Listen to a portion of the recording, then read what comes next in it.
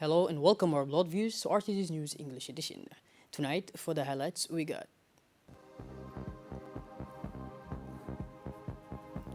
release ceremony of the 10th promotion of officers,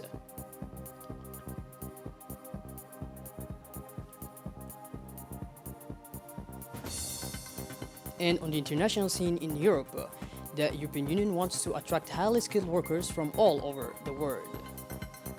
Those were tonight's highlights. Welcome back to our newsroom, our beloved viewers. The Minister of Defense responsible for relations with Parliament, His Excellency Mr. Hassan Umar Mohammed, sponsored this Thursday, September 16, 2021, at the Joint Military Academy of Arta, the ceremony marking the end of the training of the 10th class of officers cadets. Having started their officer training in 2018 for a course of 3 years, this 10th class came to an end today.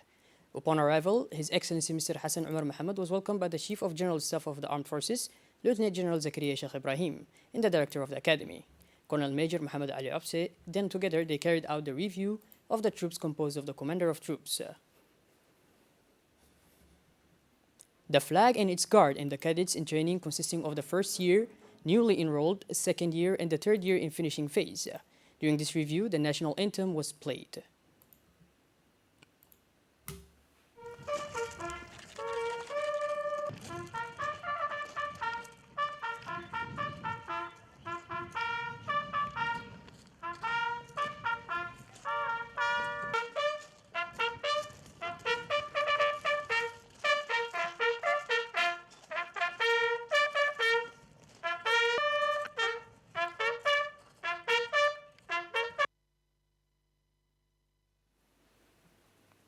Let us recall that the Arta Joint Military Academy is an ambitious national project born from the political will of the President of the Republic and Supreme Chief of the Armed Forces, His Excellency Al-Hajj Ismail Umar Gelle. Created by presidential decree on December 5th, 27, the Arta Joint Military Academy was officially inaugurated on January 28, 2010, by His Excellency the President of the Republic.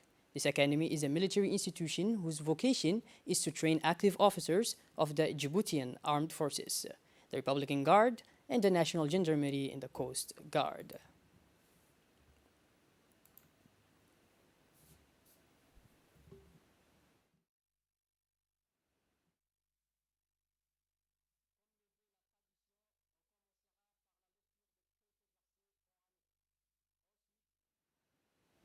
For his part, Colonel Major Mohammed Ali, Director of the Academy, took the floor first to thank His Excellency Mr. Hassan Umar Mohammed, Minister of Defense in charge of relations with Parliament, for having presided over this ceremony of the 10th class of officers.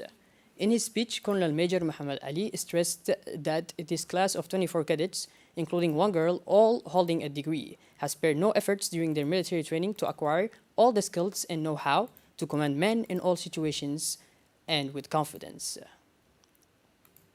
For his part, His Excellency Mr. Hassan Umar Mohammed said he was honored to preside in his capacity as Minister of Defense, responsible for relations with Parliament. This ceremony marking the end of the training of the 10th class of cadets. Then His Excellency Mr. Hassan Umar did not fail to congratulate all the staff of AMIA and the instructors, but also in particular our brothers, the Moroccan and French corporants, for their availability and their sacrifice in order to make this military academy a real success for the benefit of the defense and security forces of our country. At the end of the speeches, the Minister of Defense, in charge of relations with the Parliament, His Excellency Mr. Hassan Umar Mohammed, accompanied by General Zakaria Sheikh Ibrahim, Chief of General Staff of the Armed Forces, proceeded to the awarding of stripes to the rank of second lieutenant to the entire class. The first 3 laureates were also awarded a letter of congratulations for their excellent results. After 3 years of hard work and personal sacrifice, the 23 laureates have largely deserved the rank of officer. This was followed by the very solemn moment so much awaited in the life of any officer.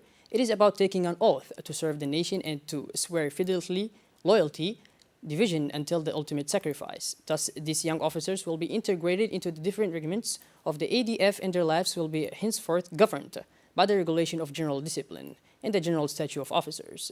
These two works define the basis of military life, which requires self-sacrifice, surpassing oneself, strength of character, and discretion. Finally, His Excellency Mr. Hassan Umar Mohammed, Minister of Defense in charge of relations with the Parliament, signed the Golden Book of the Academy. The family photo closed this ceremony.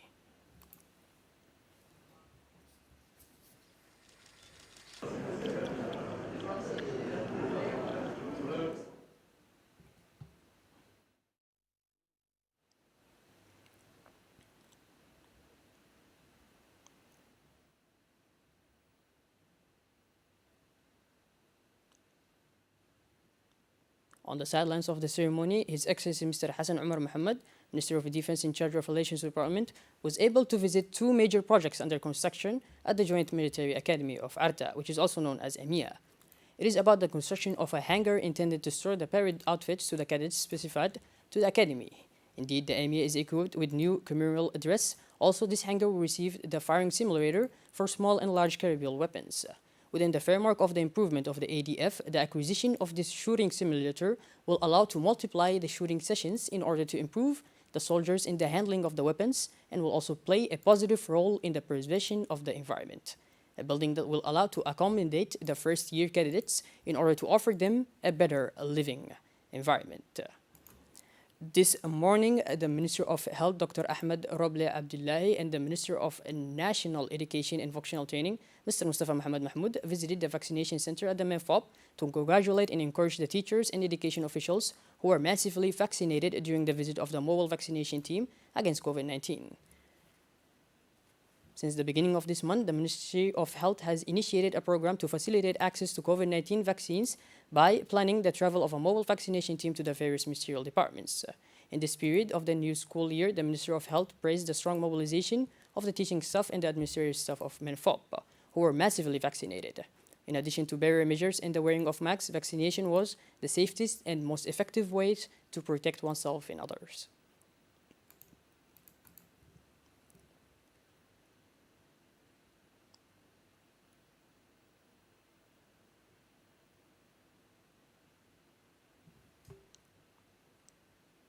A workshop for the establishment of a regional committee for the continuation of prevention and control activities against COVID-19 was held in Dakhil. This was particularly true for the border side of Galafi, a national initiative driven by the government which will consolidate the achievements of the management of the epidemic in the region of Galafi. In this region, this device, supported by IGAD in close cooperation with the Ministry of Health and under the leadership of Mr. Dr. Ahmed Roble, is part of the response to the pandemic coronavirus in the Republic of Djibouti, to which IGAD in its capacity as a regional organization contributes on funding from the European Union. The European Union has responded to the call of the heads of state of IGAD countries, including President Ismail Omar Guelleh, funding the IGAD regional health response strategy with 60 million euros to mitigate the health and socio-economic impacts of COVID-19 among cross-border communities, migrants, refugees, and host communities, entirely displaced persons, and other mobile populations in the IGAD region, as in the 3 cross-border project sites in our country, including the Dakhil region. This subnational coordination committee has functioned to facilitate the implementation of approved activities in both prevention and control of COVID-19, a global pandemic, as we all know. The IGAD regional expert indicated that the cross-border community will provide a platform for local stakeholders to actively participate and engage in COVID-19 and other epidemic disease surveillance and response activities at the border in the Dakhil region. Let's listen to him. A very important meeting. On behalf of His Excellency, the Executive Director of IGAD Secretariat and the Director of the Health and Social Development Section, I have the pleasure to be with you here in this morning, and we really appreciate the high presence of the leadership of this region to this important meeting. And I will take this opportunity to give you some briefing on what is IGAD is intending to do in the region to support the combating the COVID-19 pandemic. So among other projects for health and development, IGAD is since last year implementing a big project on COVID-19 control to mitigate the impact, social and health impact of the pandemic. And this project is funded by the EU and being managed by the UN organization UNOPS with implementing partners. We have IOM, UNICEF, Trademark East Africa, and GIZ. The project is mainly to support the health service and control measures for COVID-19 for the population at the borders, the cross-border and mobile population, the refugees in the refugee settlements, and the trade entry point at the border, and the hosting communities. The target population for this project in all IGAD region is 1 million beneficiaries. As part of the improvement of the working conditions of people with disabilities, the National Agency for People with Disabilities, in collaboration with the Ministry of Labor in charge of formalization and social protection, organized a workshop to reflect on the implementation of the Decree on Special Provisions for the Employment of People with Disabilities at the People's Palace. This meeting was chaired by the Minister of Labor, Mr. Isman Ibrahim Roble, but also the Director of the ANPH, Mr. Douali Saeed Mahmoud. The purpose of this meeting is to discuss the ways and means to implement the Decree on Special Provisions for the employment of disabled people, but also it was to raise awareness of public opinion and economic operators of the promotion of employment of disabled people. Where present, the senior officials of the various departments under the supervision of his ministry, in this case, the Director General of INAP, Sharmake Idris Ali, and that of NFEP, Mahmoud Umar Gelle, the Inspector General of the Labor, and also the advisor of the Director General of ANPH, Mr. Mahad Ibrahim. In turn, the Director General of the National Agency of Persons with Disabilities expressed the importance of this workshop initiated by the Ministry of Labor in charge of formalization and social protection for the implementation of the Decree on the Provisions of Employment of Disabled People. The Ministry of Labor stressed that it is therefore for the Ministry of Labor and the MPH to harmonize and coordinate their actions to improve the living conditions of disabled people living under our skies.